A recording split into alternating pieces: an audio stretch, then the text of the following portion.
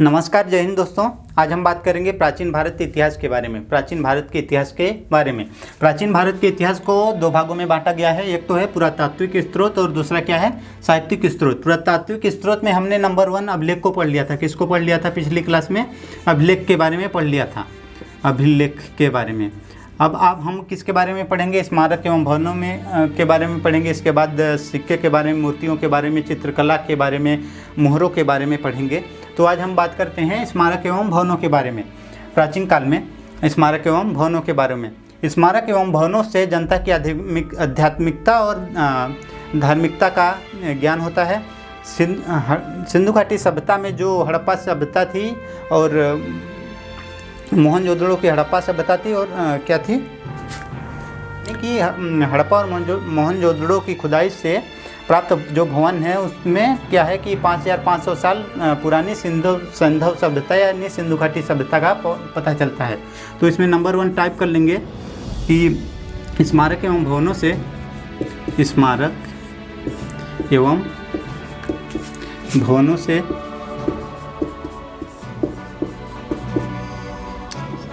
स्मारक एवं भवनों से जनता की स्मारक एवं भवनों से जनता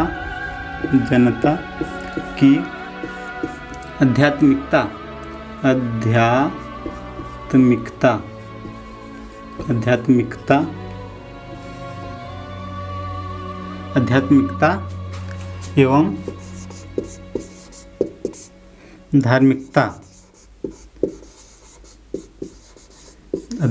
एवं धार्मिकता का ज्ञान होता है।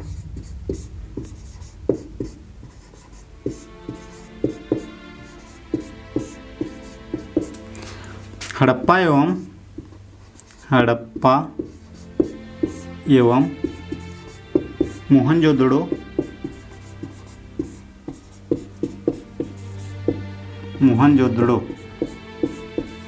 की खुदाई से प्राप्त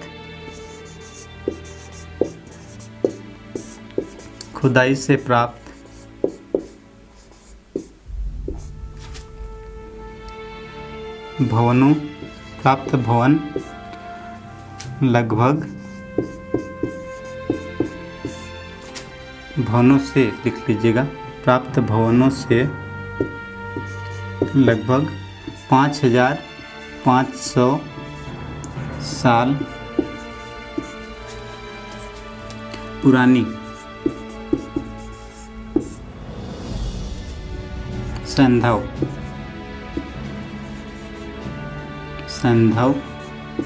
सभ्यता का पता चलता है।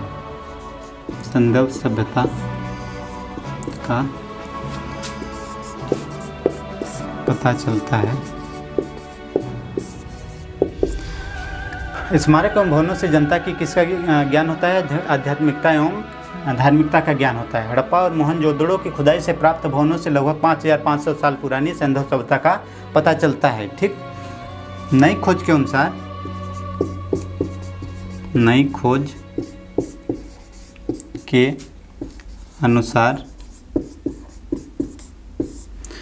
सिंधु घाटी सभ्यता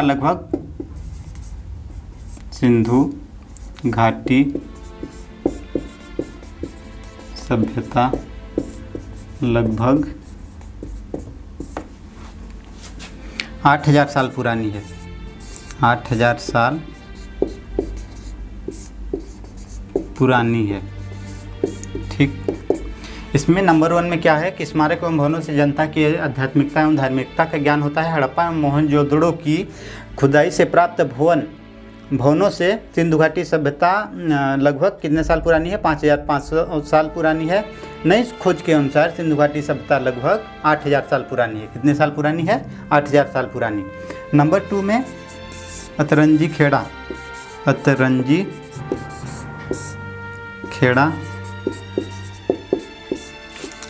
की खुदाई से पता चला है कि पता चलता है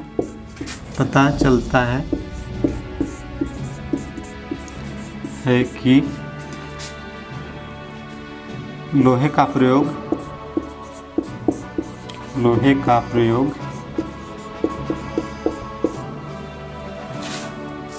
लगभग ईसा पूर्व 1000 के लगभग 1000 के लगभग था।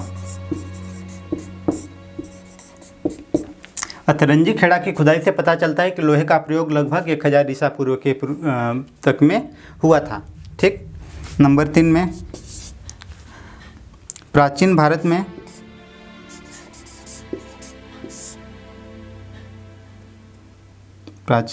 में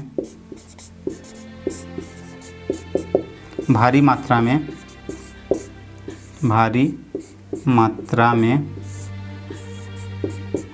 मंदिरों का निर्माण हुआ था। किसका निर्माण हुआ था? मंदिरों का।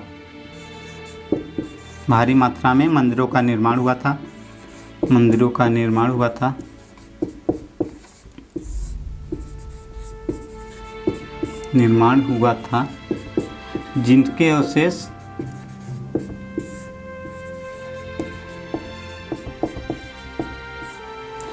जिनके अवशेष पूरे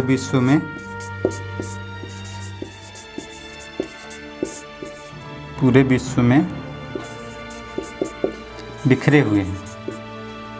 क्या हुए हैं? किए हुए हैं, बिखरे हुए हैं।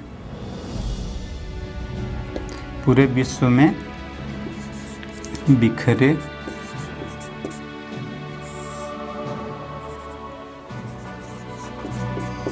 हुए हैं। क्या था कि सिंधु घाटी सभ्यता में प्राचीन भारत में भारी संख्या में मंदिरों का निर्माण हुआ था, जिसका अवशेष पूरे भारत में बिखरा हुआ है। ठीक। सिंधु घाटी सभ्यता में लिख लीजिए, महलों और मंदिरों के निर्माण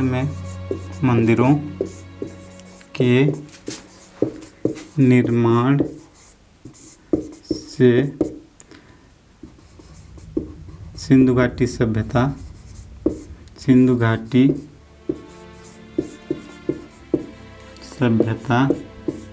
के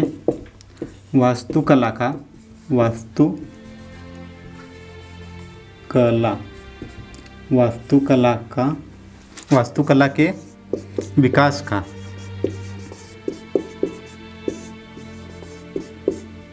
पर्याप्त उल्लेख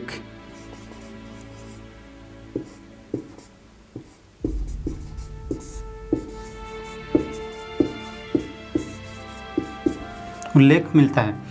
महलों और मंदिरों के निर्माण से सिंधु घाटी सभ्यता में वास्तुकला के विकास का पर्याप्त उल्लेख मिलता है। ठीक। नंबर 4 में हमारे भारत में प्राचीन काल में बहुत मंदिरों का निर्माण हुआ था। तो उत्तर भारत का जो मंदिर है वो किसके लिए प्रसिद्ध है? नागर शैली के लिए। मध्य भारत का मंदिर जो है बेसर शैली के लिए प्रसिद्ध है। और दक्षिण भारत का मंदिर किसके लिए प्रसिद्ध है? द्रविड़ शैली के लिए। उत्तर भारत का मंदिर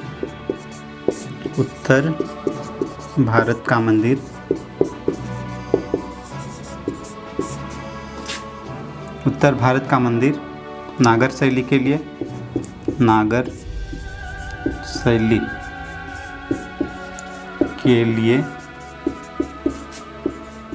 तथा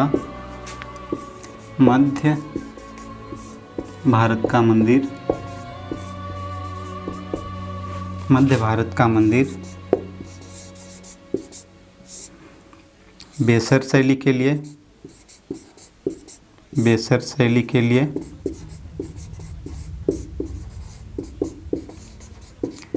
एवं दक्षिण भारत का मंदिर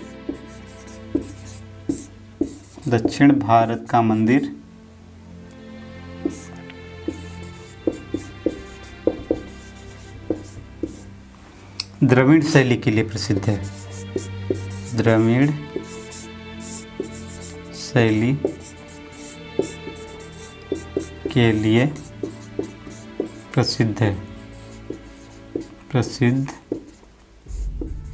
दक्षिण भारत में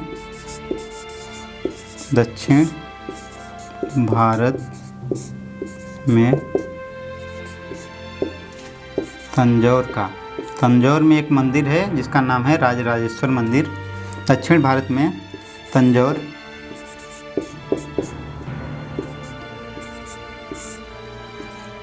दक्षिण भारत में तंजौर का राजराजेश्वर मंदिर, राजराजेश्वर मंदिर, राजराजेश्वर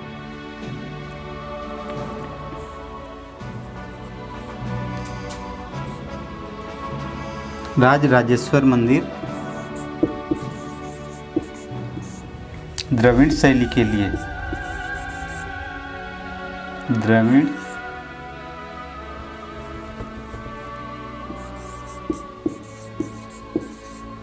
द्रविड़ शैली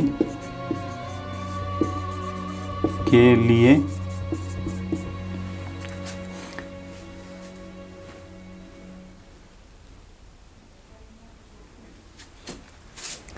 एवं उत्तर भारत में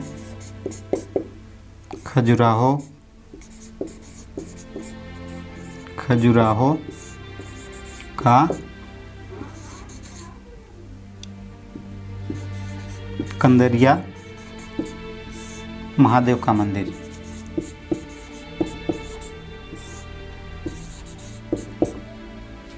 महादेव का मंदिर, कंदरिया महादेव का मंदिर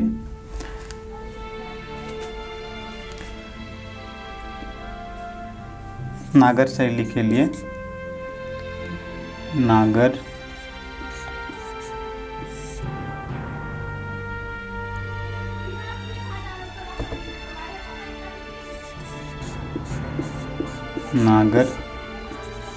शैली के नागर शैली के बहुत ही अच्छे उदाहरण,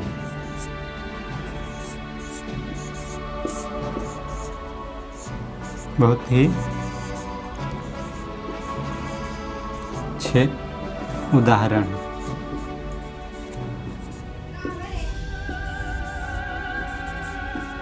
ठीक। नंबर 3 में हम किसके बारे में बात करते हैं? सिक्कों के बारे में। किसके बारे में? सिक्के। प्राचीन काल में जो सिक्के प्राप्त हुए थे, सिंधु घाटी सभ्यता का उत्खनन के दौरान जो सिक्के प्राप्त हुए थे उनके बारे में बात करते हैं। तो सिक्के हमें क्या जानकारी देते हैं? अभिलेख, स्मारक एवं भवन के अतिरिक्त प्राचीन राजाओं द्वारा ढलवाए गए सिक्के से ऐतिहासिक काल की जानकारी में बहुत पूर्ण भूमिका रहती है। क्या रहती है? बहुत ही महत्वपूर्ण भूमिका रहती है। नंबर 1 में लिख लीजिए, नोट डाउन। अभिलेख, स्मारक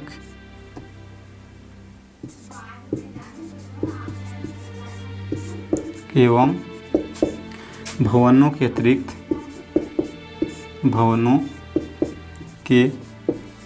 अतिरिक्त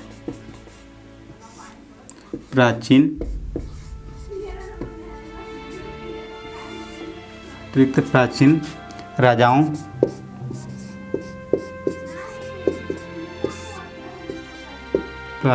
राजाओं द्वारा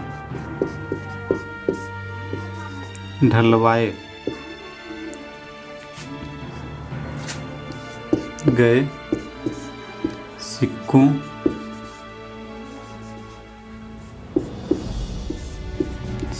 से ऐतिहासिक काल की प्रचुर मात्रा में जानकारी उपलब्ध होती है। किस काल की? प्रचुर यानी बहुत सारी जानकारी, यानी बहुत अधिक मात्रा में, ऐतिहासिक काल की बहुत अधिक मात्रा में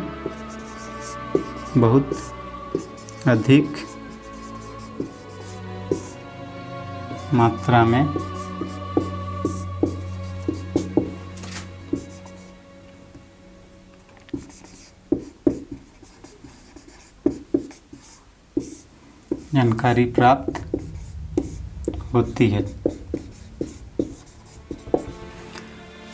नंबर 2, साधारणतः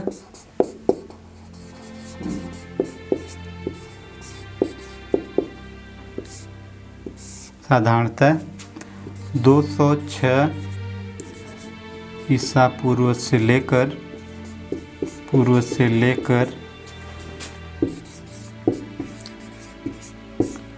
300 ईस्वी तक के समय की जानकारी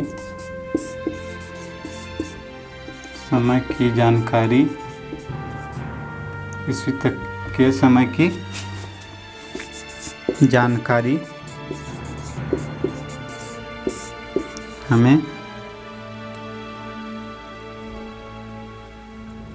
हमें मुद्राओं से ही प्राप्त होती है। मुद्राओं से ही प्राप्त होती है। साधारणतः 206 ईस्वी से लेकर 300 ईस्वी तक के समय की जानकारी हमें मुद्राओं से ही प्राप्त होती है। ठीक, कुछ प्राप्त मुद्राओं में जो उत्खनन के दौरान कुछ प्राप्त मुद्राएं हैं उसमें क्या निर्धारित हुई है, तिथि निर्धारित की गई है। कुछ प्राप्त मुद्राओं में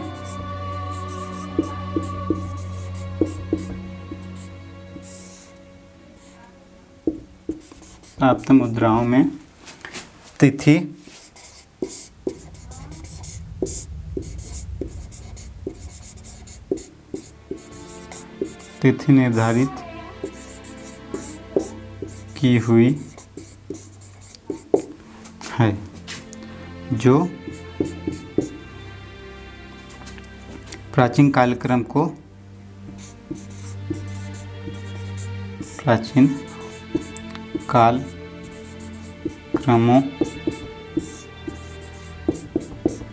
को जानने में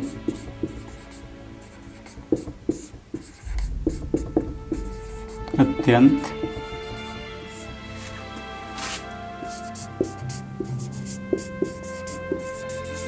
सहायक सिद्ध हुई है। प्राचीन काल में जो सिक्के थे वो मुख्यतः किसके थे? सोना, चांदी, तांबा और सीसा के थे। प्राचीन काल में सिक्के मुख्यतः प्राचीन काल में सिक्के मुख्यतः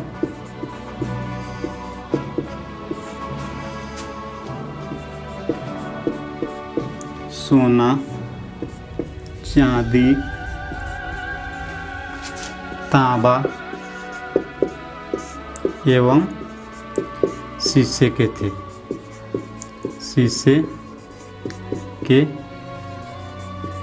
अगला क्या है कि प्राचीन काल के सिक्कों को क्या बोलते थे? आहत सिक्के बोलते थे। प्राचीन काल के सिक्के को क्या बोलते थे? आहत सिक्के।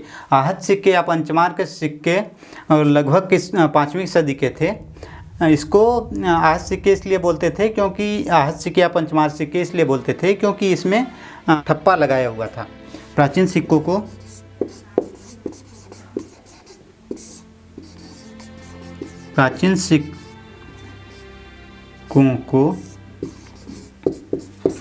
आहत सिक्के कहते हैं। आहत सिक्के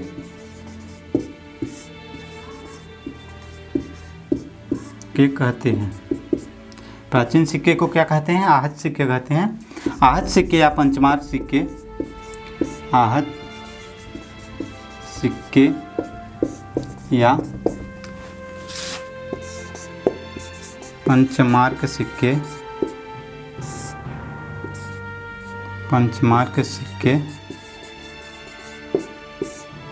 लगभग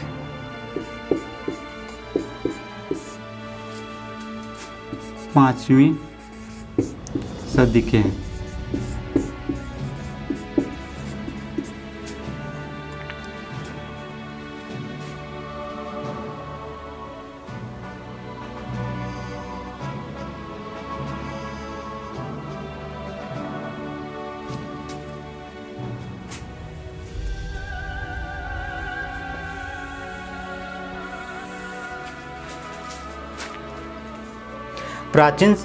प्राचीन सिक्कों को आहत सिक्के कहते हैं। आहत सिक्के या पंचमार्क सिक्के पंचमार्क सिक्के,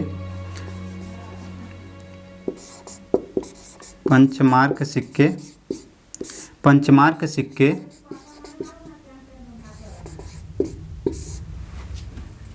ईसा पूर्व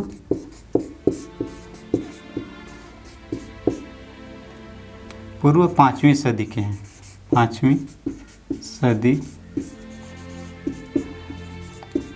ठीक, इसको आहत सिक्के क्यों बोलते हैं?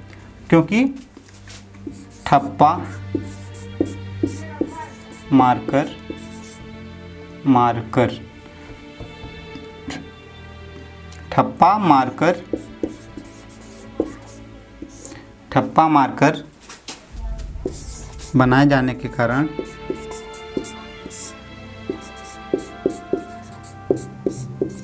के कारण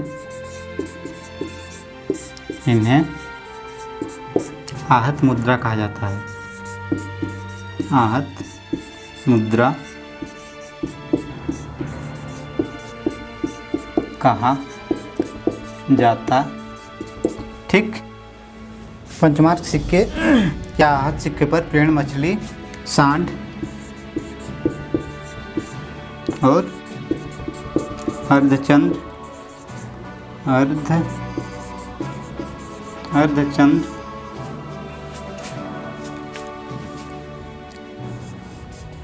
अर्धचंद्र का चंद्र के चिन्ह बने थे।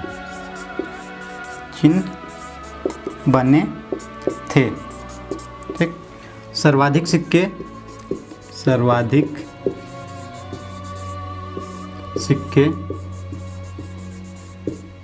मौर्योत्तर काल में बने थे। किस काल में बने थे? मौर्य काल में बने थे या मौर्योत्तर काल में बने थे?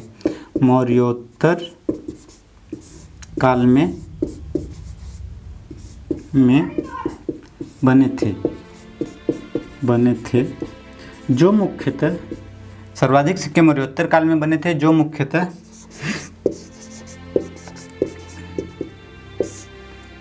सोना, चांदी, तांबा एवं शीशे के थे। अगला नंबर है 7 वाहनों ने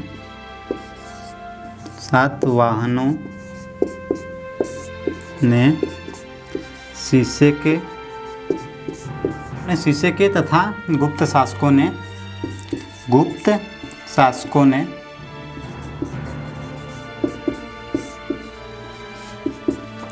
सोने के सर्वाधिक सिक्के बनवाए थे। सर्वाधिक सिक्के बनवाए। अगला पॉइंट है सर्वप्रथम सिक्कों पर लेख लिखने का कार्य किसने किया था? यवन शासकों ने किया था। सर्वप्रथम सिक्कों पर लेख लिखने का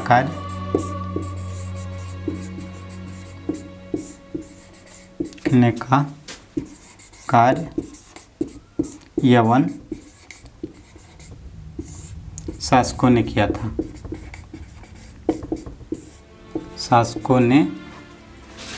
था। ठीक,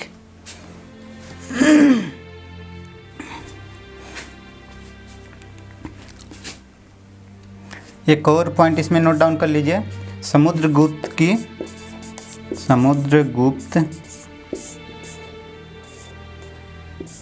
की बीड़ा बजाते हुए मुद्रा से पता चलता है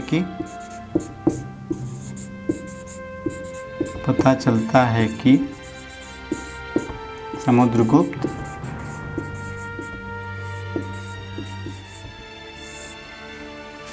संगीत प्रेमी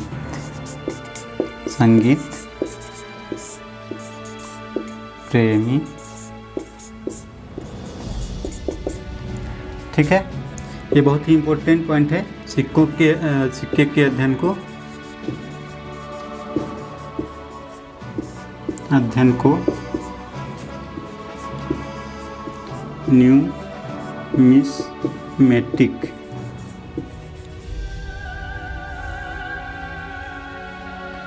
न्यूमिस्मेटिक कहते हैं। सिक्के के अध्ययन को क्या कहते हैं? न्यूमिस्मेटिक कहते हैं। तो यहाँ पर सिक्के तो ख़त्म हो गए। अब बात करते हैं मूर्तियों के बारे में। किसके बारे में? मूर्तियाँ के बारे में। प्राचीन काल में मूर्तियों का आरंभ कब हो गया था? कुषाण काल से ही हो गया था। प्राचीन काल में मूर्तियों का आरंभ कब हो गया था? कुषाण काल में ही। प्राचीन काल में मूर्तियों का आरंभ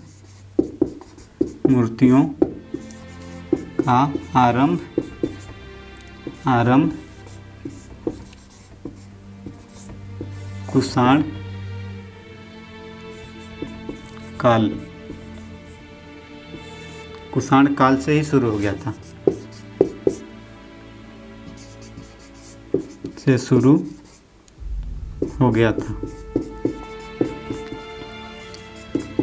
अगला पॉइंट इसमें नोट डाउन कर लीजिए कि कुषाण कालीन मूर्तियों पर विदेशी प्रभाव है तथा मथुरा कला क्या है? पूर्णतः स्वदेशिक है। कुषाण कालीन मूर्तियों पर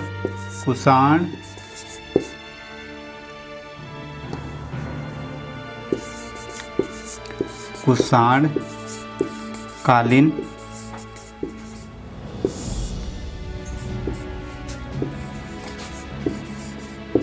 मूर्तियों पर वैदेशिक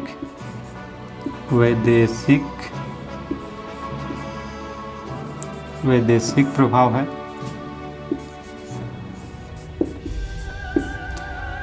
है जबकि मथुरा कला क्या है? मथुरा कला पूर्णतः स्वदेशी है। ठीक है। प्राचीन काल में मूर्तियों का आरंभ कुषाण काल से शुरू हो गया था। कुषाण कालीन मूर्तियाँ क्या थी कि कुषाण कालीन मूर्तियों पर वैदेशिक प्रभाव था और मथुरा कला की जो मूर्ति है वो पूर्णतः हमारे स्वदेश की है, यानी हमारे देश की है। ठीक है। अब बात कर लेते हैं नंबर 5वां चित्रकला के बारे में। चित्रकला अजंता के चित्रों में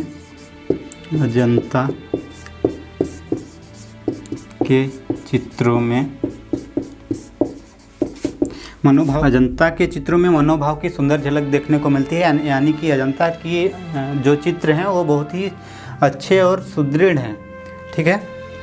अजंता के चित्रों में मनोभाव की सुंदर झलक देखने को मिलती है। मनोभाव की सुंदर झलक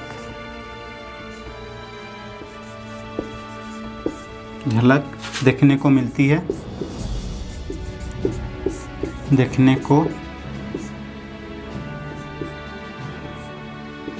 है।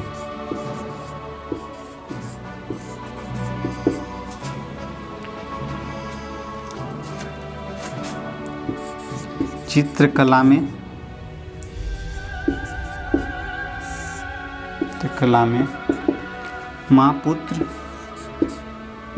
माँ और पुत्र तथा मरड़ासन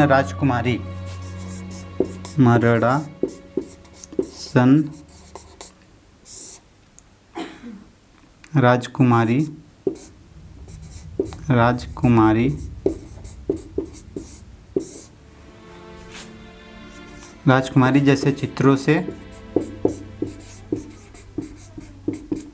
से गुप्त काल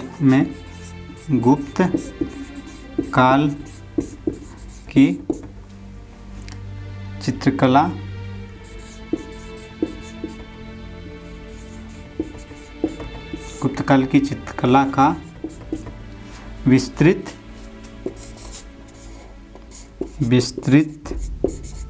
व उत्कृष्ट उदाहरण पेश करते हैं। ठीक है, इसमें एक और नोट पॉइंट लीजिए। हड़प्पा मोहनजोदड़ो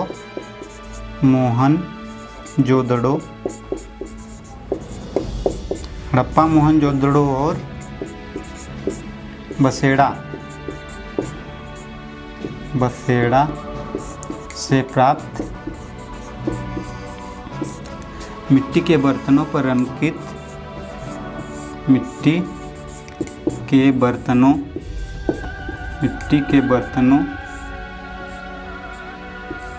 पर अंकित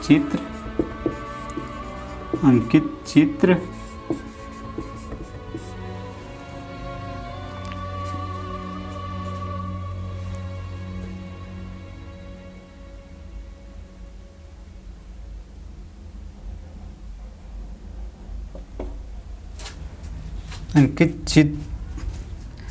बर्तनों पर अंकित चित्रों से उनके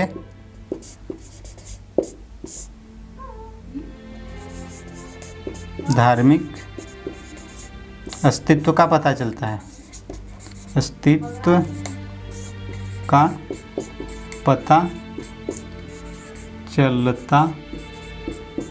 ठीक है, तो हमारा आज अब ये पुरातात्विक स्रोत खत्म हुआ। अब अगली क्लास में हम बात करेंगे साहित्यिक स्रोत के बारे में। साहित्यिक स्रोत को भी दो भागों में बांटा गया है, एक तो है भारतीय साहित्य और दूसरा क्या है, विदेशी साहित्य। तो इसकी चर्चा हम अगले क्लास में करेंगे। तब तक ये हमें अनुमति दीजिए। धन्यवाद।